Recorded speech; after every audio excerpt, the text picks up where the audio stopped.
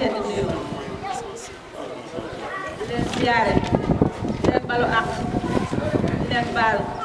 te di leen ñaan yàlla na yàlla boole ñu jéggal gannaaw ba ma sant yàlla julli ci yàlla tim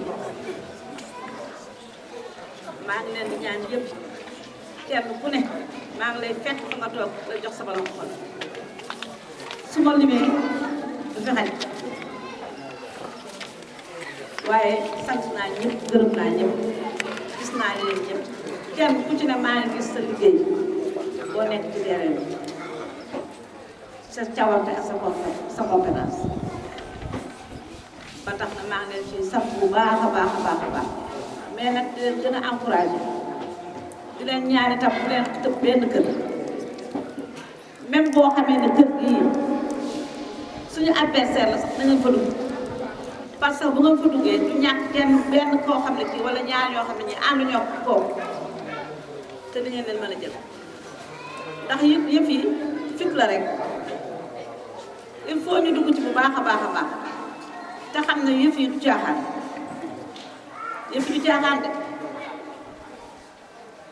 il faut courage dëgg ak fit ak gor jom moo ciy dugg moo ciy génn ñuy ñaan ci yàlla na au soir du 23 janvier yàlla nañu génne ak ndam te yaakaar ko kenn ci yéen gannaaw yàlla yonent ba ci yéen ñii lañu ko yaakaar jóg leen yéen ñëpp kenn ku ci nekk nga wut renfort boo xam ne bii même bu dee 5 personnes bu dee 6 personnes dem leen ngeen dugg ci kër yi benn par benn parce que bu ñu nekkee fii di def ay caravane di def ay métier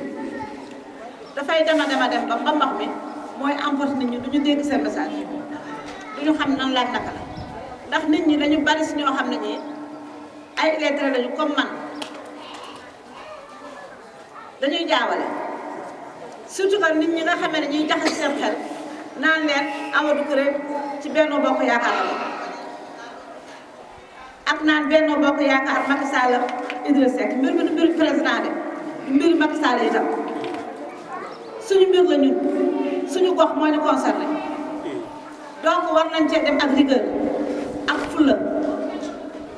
ba mën a jël li ñu jël moomal suñu moomeel ni moomal ko suñu téye ko suñu bopp ñii ñuy noot nit ñi ñuy noot di nangu seen alal di leen dàq ci marché yi ñu mën leen fee jële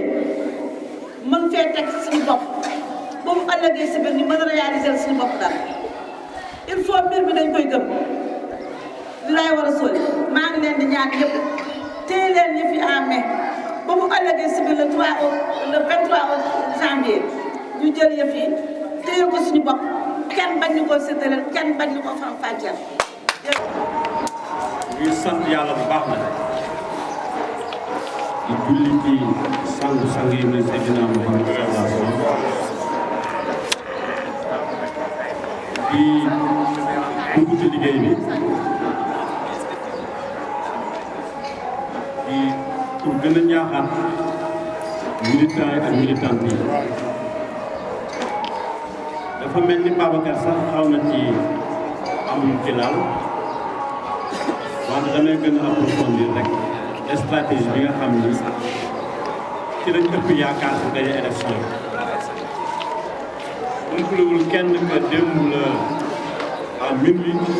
1 minute de campagne war a jeex le 21 à minuit donc fukki fan ak juróom yoo xam ni dañ koo war a liggéey pour mën a gañe ñun nag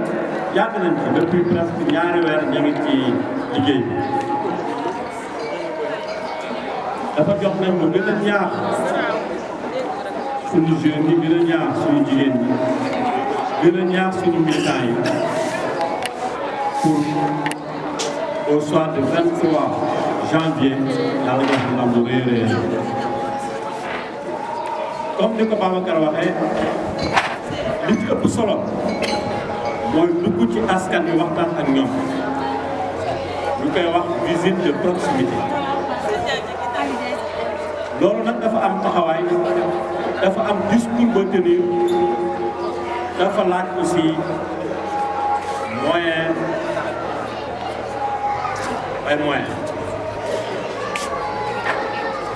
donc visite de proximité mooy stratégie bi nga xam ni moo gën a payante certes tradition bi li ñu xamoon mooy organiser ay meeting nit ñi ñëw daje wax ku nekk dem wante yaakaar naa ni du ñu duggee ci biir askan wi leeral leen jafe-jafe yi nga xam ni maire bii fi nekk teg na leen ko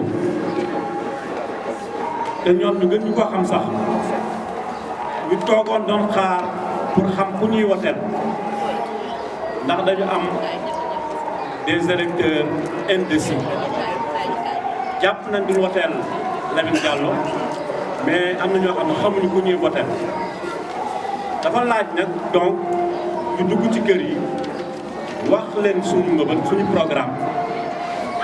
présenter leen suñu candidat ou bien suñuy candidat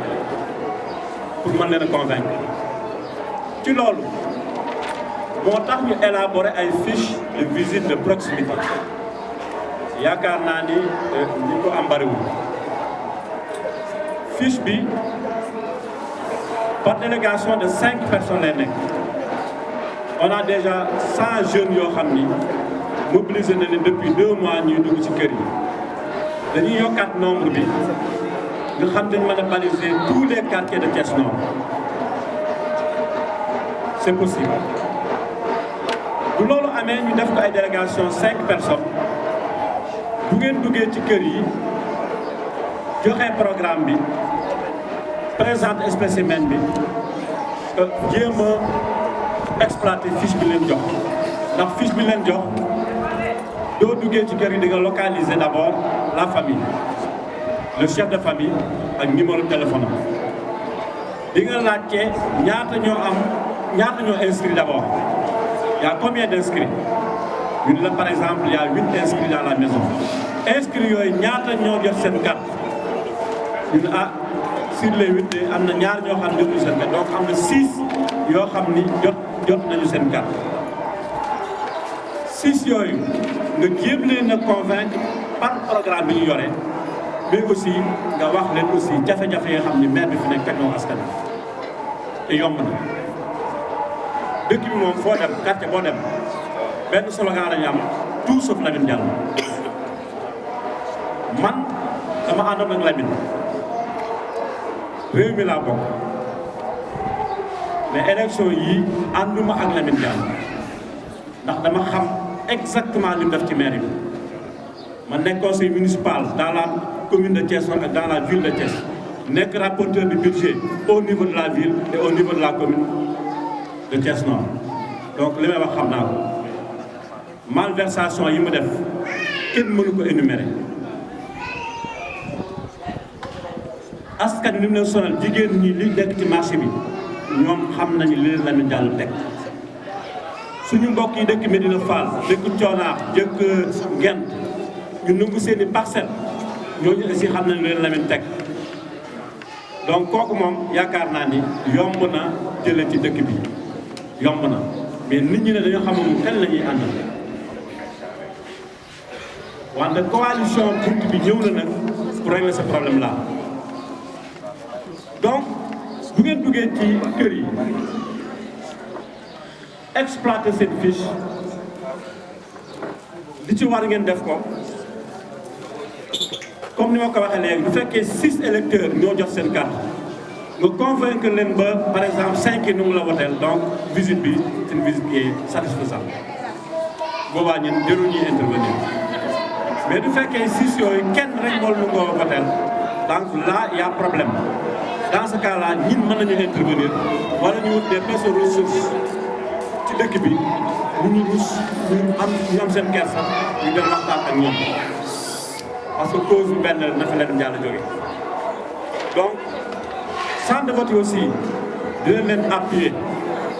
bala ngeen a dem ku nekk dañ la appuyer nga mën a def sa proximité mais du yem ci proximité bi rek dinañu def ay caravane pour ñu xam askan wi xam ñu ànd d'abord mel ni maire Awa nee na présenté partout ndax quartier boo dem xam nañ ko quartier boo dem teraangam egg na fa quartier boo dem samp na fa avec Ndiaga aussi neex na présenté ndax daan xeex avant ñi di ñëw xeex pour jëlee fi injustice dans tous les domaines kooku aussi neex na présenté ñun aussi dañoo dëkk ci dëkk bi yàlla jox ñu ay cër ci dëkk bi donc ngeen aussi kenn tàgg sa bopp mais yaakaar naa ne askan wi ànd nañ ak ñun ñooñu nag ñu àndee ñu gis leen ci caravane ak ñeneen quartier boo dem ñoom ma sekk doo dem quartier boo dem muy Kër Issa muy Taaxi Kaw Babacar Mbengue une valeur sûre ma ngi def liggéey bu am solo Taaxi Kaw Sara le président de l'ASC Mansour Ndir ma ngi def liggéey bu am solo ànd koog ay jigéen ak ay góor yu farlu waaw ma sekk ni sama wet Thiali moom aussi c'est un professeur de mathématiques ma ngi def liggéey bu am solo à Thiali donc loolu ñëpp ñu ko continuer rek yaakaar naa ni yàlla nañ jox ndax mu rëy caravane bi aussi comme ni ma expliqué loolu rek il faut ñu dugg ci quartier yëpp pour ñu xam ni buntu bii mooy buntu xamee suñu spécimen Kër Issa aussi ñu ngi leen di gërëm rang bi moo fi ñëw presque 16 heures de temps voilà ñu ngi gërëm ñëpp di sant ñëpp salaamaaleykum wa rahmatulah. Le Tout-Puissant Allah qui nous a donné l'opportunité et l'occasion bienheureuse de mettre en place une coalition dénommée Union Citoyenne Buntu Bi pour changer radicalement l'équipe municipale de la commune de Thiès-Nord. La coalition Buntu Bi a un programme basé sur 4 axes. D'abord, l'axe 1, citoyen responsable et politique inclusive. Sécurité et cadre de vie. Union Citoyenne Buntu Bi compte développer une démarche citoyenne. Parce que l'engagement citoyen est une action permanente à tous les niveaux et participative en associant les habitants de Thiès-Nord à la gestion de la commune. Concertation, conseil municipal élargi aux femmes et aux retraités, mais également au conseil de quartier et délégués de quartier. Avec la mise en place d'un comité d'orientation stratégique chargé du suivi de l'évaluation des politiques ou programmes tant au niveau économique, social et environnemental. L'axe 2, nous allons redéfinir la politique environnementale. Poste de santé, d'abord relever le plateau médical en dotant les postes de santé de matériel performant, radiologie, échographie, mammographie, scanner. La construction d'un centre de santé à Thiès-Nord avec des partenaires également est un impératif. Les marchés, nous allons stimuler leur attractivité. Parce que n'oubliez pas qu'au niveau de Thiès-Nord, les marchés sont les poumons économiques de la localité en les transformant en marchés modernes, répondant aux attentes des consommateurs en termes de compétitivité, de sécurité et conformes aux exigences posées dans le cadre de la protection de l'environnement. Les infrastructures sportives, nous allons réhabiliter les 2 stades, Yatma Diouf et la JAC, la zone d'aménagement concerté, mais également moderniser les espaces verts existants dédiés pour une jeunesse saine et épanouie. Les routes, allées et espaces verts, nous allons réhabiliter les routes, aménager des espaces verts et pavages de 2 km par an. Création d'un centre socio-culturel. Nous avons déjà des centres, mais nous allons réhabiliter l'ensemble de ces centres existants avec la mise en place d'une médiathèque. L'éclairage public et assainissement. Nous allons étendre le électrique jusqu'aux limites de la commune dans tous les sens, avec la mise en place d'un dispositif afin de lutter contre les inondations. Axe 3, accompagnement et assistance. Tout d'abord, nous savons que la religion est une réalité au niveau de Thiès-Nord. Nous allons appuyer les autorités religieuses, les mosquées, mais également les églises, avec un accompagnement des autorités religieuses dans leur mission de stabilité et de cohésion sociale,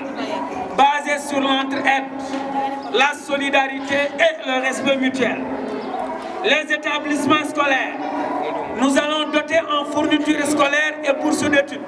pour les meilleurs élèves du primaire de chaque classe des différentes écoles de Thiès-Nord. Nous comptons également mettre en place une dotation suffisante en tablement, construction d'infrastructures scolaires pour désengorger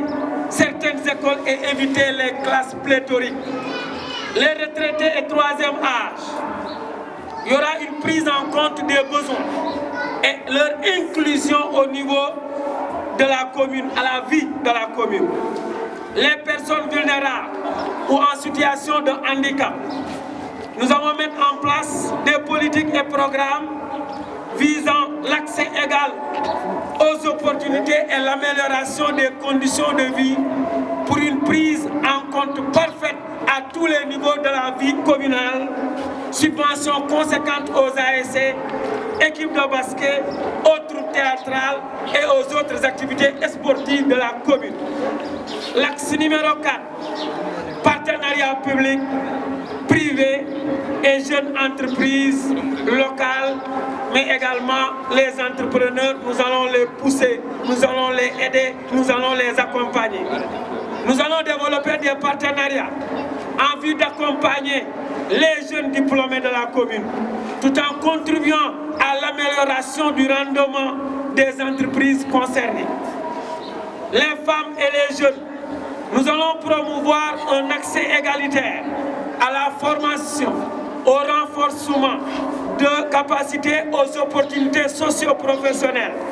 créer une mutuelle d'épargne et de crédit cautionnée par l'autorité locale et mise en place d'une disposition d'un fonds d'appui au programme, au projet des femmes. La mise en place également du pôle emploi-carrière pour l'orientation des bacheliers comme des étudiants, mais également l'insertion professionnelle des jeunes diplômés. Une subvention annuelle sera également accordée aux étudiants des différentes universités. Pour terminer, pour vous rassurer, nous vous garantirons qu'une fois la commune est entre nos mains, nous allons tout faire pour restituer les terrains confisqués, les réaffectations, mais surtout les 33 espaces verts dilapidés par le maire Lamine Diallo. De manière claire,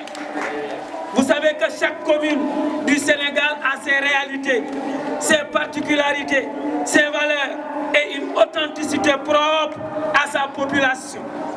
Nous sommes conscients que pour le développement local, chaque commune en est le vecteur essentiel. L'heure est à l'action. Il est de notre devoir de produire,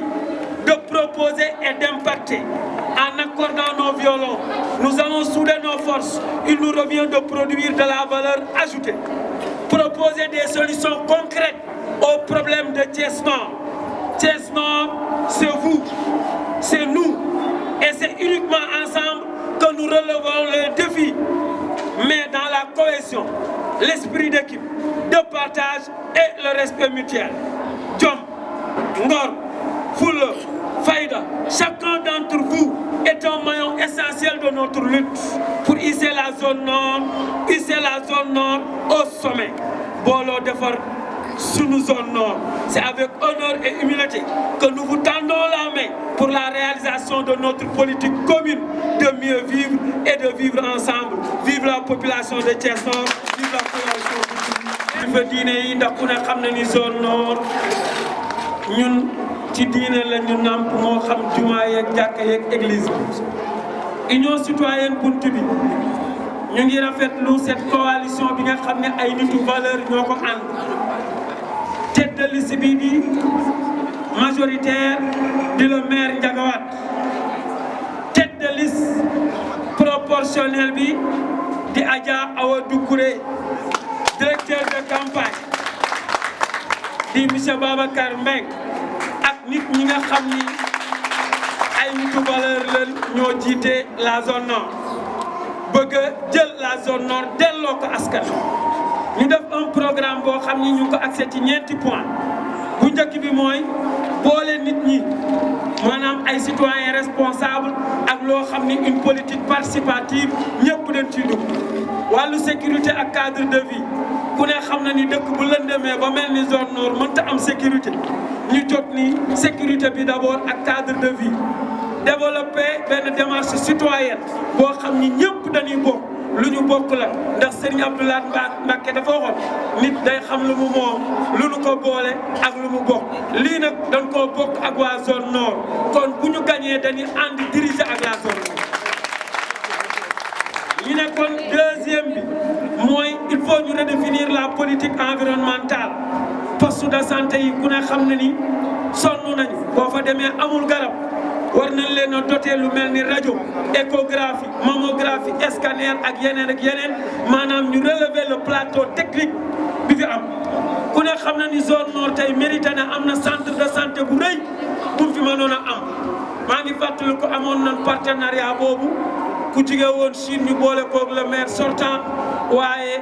mujjul fenn ndax le maire ba ko waaji nee wan ma fi ñuy def poste de santé beeg hôtel beeg parc d'attraction yi daa di rasu xam naa doonoon laaj 10%. construction centre de santé boobu impératif la fii ci zone nord mais marché yi ku ne xam na ni zone nord marché bi gën a rëy ci zone nord la nekk danañu fexe ba marché yooyu gën a am attractivité ñu gën a jàppale ñu nekk ci marché bi artisans yi ouvriers yi jaaykat yi ku ne xam na ni 8 heures la leen di dagal tuuti 9 heures ñu fay 10 heures ñu bale leen ni leen jóge leen fi jaaykatu marché bi sonn ñu ne infrastructure sportive ku ne xam na ni ñun Thiès Nord ni mu toll tey waroon naa mën a am stade yoo xam ne duñu soxla di jëggaani di football yi feneen mais ñu ne danañu créer stade yooyu réhabiliter stade Yatma Diouf ak it bee nga nekk ca sax ba moderniser espace yi ba nga xam ni jeunes yi dañ ci mën a gis seen bopp di fa mën a épanouir ñu ne tali route yi allées yi ak espace vert yi bëgg nañ leen a réhabiliter tali bi suuf dong lay feese ku ne xam na ni pavage bii ñu fi des pavage boo xam ni da nga koy def àllarba alxamis àjjuma pavage ba su lekku du pavage ñu te ñu jox la 800 millions ci PACASEN mënoo pavé ak route benn mbedd ñu ne centre socio-culturel yi ñu ne incha allah dinañu réhabiliter les centres existants ndax ku ne xam na ni culture dafa am njariñ ci zone nord tey boo xoolee artistes yi nekk Dakar di def lu rëy artistes yi nekk ñoom ñëpp boo ko seetee les 80% wala 90% Thiès Nord la ñu dëkk te ñoon amuñu ay centres culturels yu taala wax dañuy dem ba Dakar di fa def seen i tournée di dem ay centre culturel blessé ko te ñu am ay centre culturel yu war a mën a réhabilité ñu ne éclairage public ak assainissement dinañ fexe ba réseau électrique bi ñu gën ko yaatal ba fi commune bi yem ci sens yëpp nag teg un dispositif boo xam ne nag dañuy lutter contre les inondations parce que gouverner c'est prévoir nit ñi sonn nañ bu nawet ñëwee du ñu am fu mu jaar kër yi di fees loolu dafa war a dakk te incha allah dañu fexe tout ànd ak askan wi liggéey ko pour loolu dakk ci dëkk bi ñu ne troisième axe bi accompagnement la assistance ku ne xam na wax naa ko sama njëlbeen ni Thiès Nord ku ko xam-xam ni këru diine yëpp fi la nekk kër maam Alaaji Daabaay penc ma si kër sëñ Assane Kan Nasu ak waa Fulaaduy Looyeen kër waa maam Alpha Combaan église bi fi la ñu nekk boo demee Jasab église baa fi nga dem fii ci Ngent église baa ngi fi ñu ne ñun ñooñu ñëpp tey dañ accompagner les autorités religieuses ci lan ci jàmm ji ñu wut ci stabilité bi ñu bëgg ci déggoo booloo gi lu bëgg dañ leen ci jàppale ci wàllu solidarité ak entraide ndax fii jàmbaar amu fi ku yàlla dimbali rek fa am te bu ñu jàppoo takk doon benn say incha allah li ñu bëgg ci zone nord dinañ ko am te ñun ñëpp ñu xam ne bu fekkee zone nord la ñu tax a jóg ñuy taxan di yóbbu zone nord bu ñu dajee ci ak matti di xuloo am na kuy taxan di jaay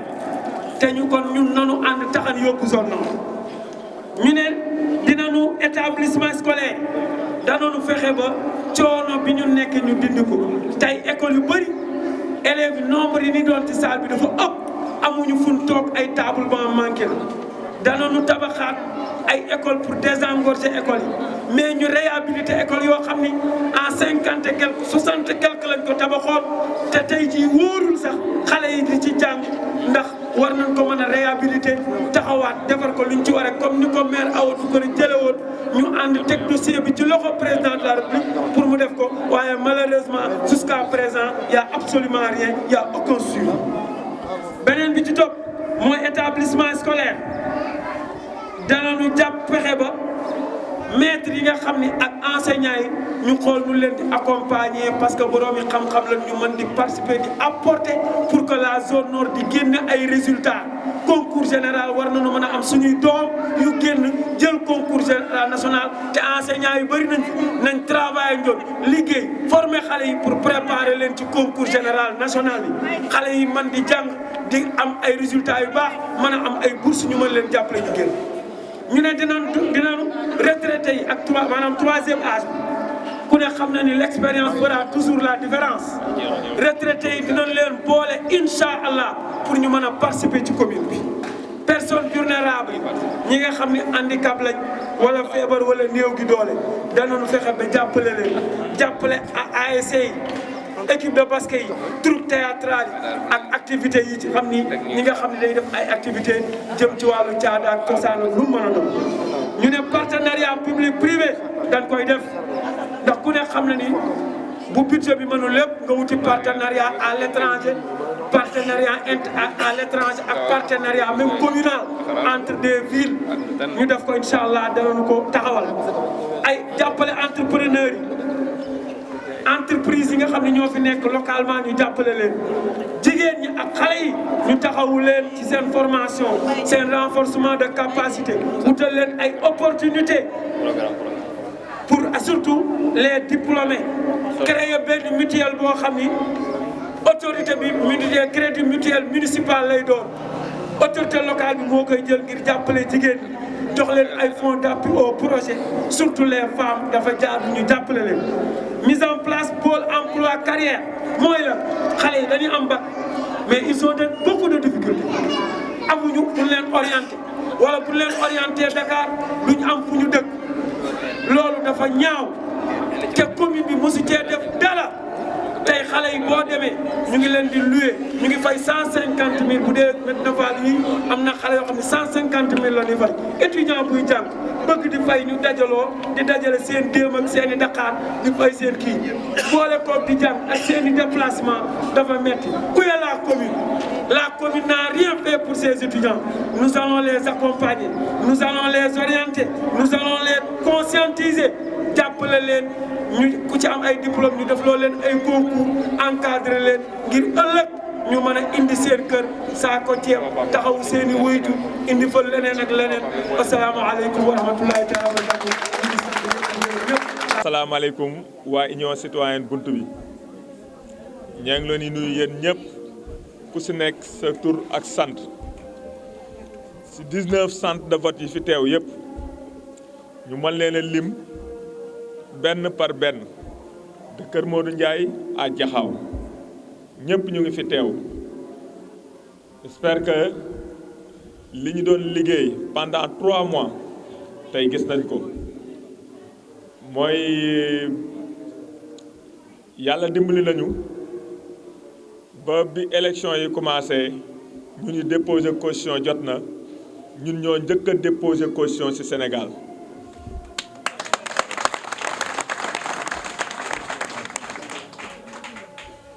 kon kuy xaar orientation Idrissa Seck wala ngay xaar orientation Macky Sall doo njëkk a déposer caution parce que xaaruñu leen dégluwu leen pour suñu doxalinu commune. beneen bi ci des li tax ñu def loolu dañu gëm ni suñu commune bi ci loxo yi mu tegu baaxul yorin bi baaxul ni muy doxale baaxul te fam ñu jëmale fam ñu jëmee ndox amu fa.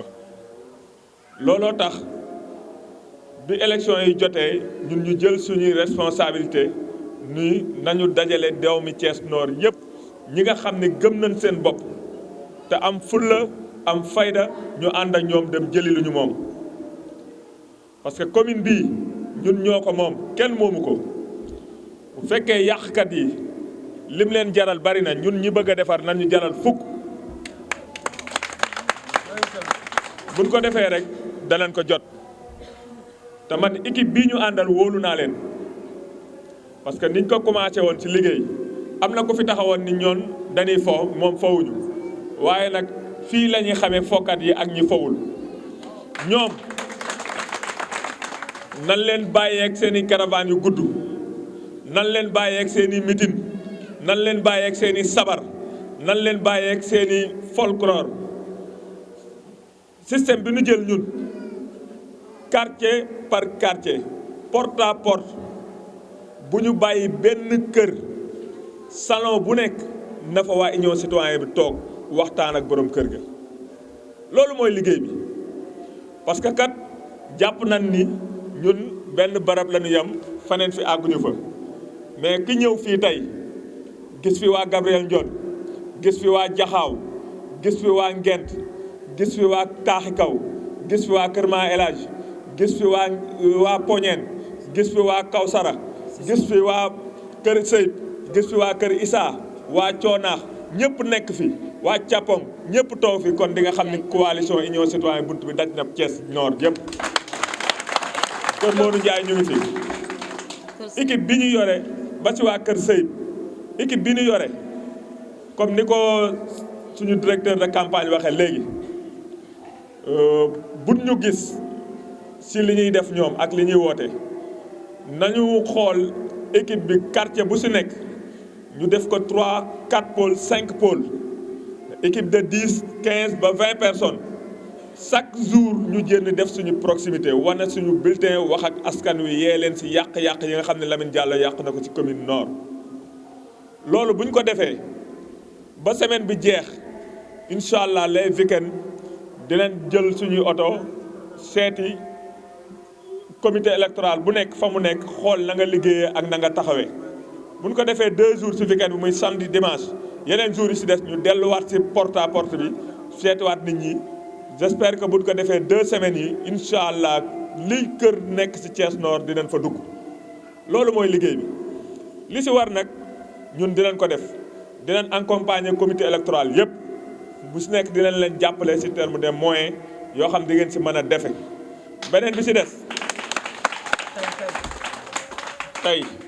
beneen bi ci des dinañ am suñu communication dafa am solo ci li ñuy def. parce que boo demee Thiali di nga fa fekk ay Masek ñoom Abdou Fall ñoom Anatoutane ñoom Ida Sow et cetera ñoom la ñuy jël seeni image def ko ay poster wan ko waa Thiali xam ni seeni doom ñoo taxaw di laaj. boo demee Taaxi Kaw ñu jël Babacar ak ñam fa àndal ñëpp ñu def leen comme noonu nga jël complexe ba Cheikh Mbacke Gaye ak nii ak ñeneen ñi mu àndal ñëpp ñu def leen comme noonu bu ko defee dinañ xam ni lii ñuy def quartier yëpp a ci bokk. noonu mooy système boobu la ñu bëgg a doxee buñ ko defee ba le 24 jours yi incha allah ku si nekk fiche yi leen jox bu ngeen ko remplir di leen fexe kenn ku si nekk ñu jotaat la téléphone fàttali la élection yi ak fuñ ci jëmee. di leen fexe tamit ba ngeen am ay moyens de transport jours yi seen militants yëpp di ngeen leen mën a jëli parce que dina si am ay mag dina si am ñoo xam ni xëy na loolu waaw. xëy na mi ngi naan ma suñuy stratégie mais dinañ fexe daal ba ngeen mën a voté ji yóbbu seen i militants ba ñëpp mën a àgg fa ni voté kon daal loolu mooy kàddu yu leen doon sant di leen wax ni leen nag il faut que ñu def sacrifice suñu bopp metti na parce que ku xëy war a wuti ak fi dëkk bi toll ñu ne la bàyyil sa kër pendant 1 semaine wala 2 semaines ni la demal doxi nangam di nga xam ni metti na waaye 2 semaines yi waaye na la ko sa dëkk jaral parce que tamit dama koy wax toujours lii ñu jëm ku mu intéressé wul yàqu-yàqu bi dina dal sa kaw parce que di nga jénn sa kër mu lëndëm kurus nga yónni sa doom ñu agressé ko te bu boobaa li nga bañoon mu intéressé la dina mujj coûter la seer lu gën a seer loolu kon nañu def violence suñu bopp ñun góorgóorlu bala 24 yàlla may ñu ndam ñu ngi leen di sant bu baax di leen gërëm asalaamaaleykum wa rahmatullah. ñu xool naka lañ lay jàppale am na lu ñu defaroon aussi mu nekk ay fiche de proximité yu nga xam ne dafa am ay détails yu si nekk ñu fexe ba am le minimum 12000 fiches am na lu fi jot a nekk nag loo xam ne duñ ko mën a dévoiler fii mais xeeb nañ ko trop am na nombre boo xam ne ñun leer nañu ne suñ ko amee rek dañuy gagné élection yi encore une fois nañu liggéey bu baax a baax si proximité yi si biir quartier yi ñu xam ne li nga xam ne moom moo des si élection yi matul ñaar fukki fan matatu ko ñu gën a yokk vraiment pas-pas ñu gën a yokk liggéey bi pour gagner incha allah le 23. folklore bi daal dañu ne moins de folklore possible nañu def proximité yaakaar nañ leen si lool yéen ñi nga xam ne yéen a jógee si quartier yi. comme li ko président commission communication waxee ku ne su gagné sa centre de vote su boobaa ñun ñu gagné fépp. waaw loolu daal la ñu bëggoon joxe comme message waa kay merci beaucoup.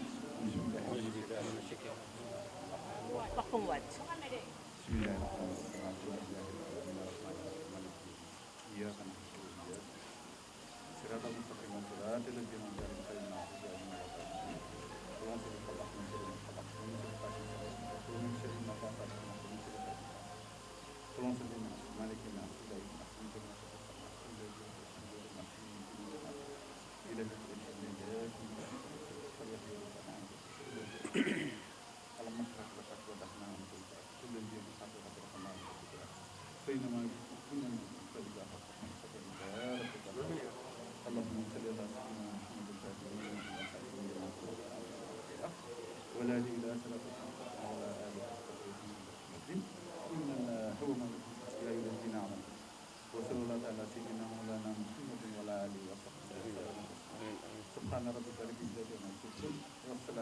والسلام على المرسلين والحمد لله رب العالمين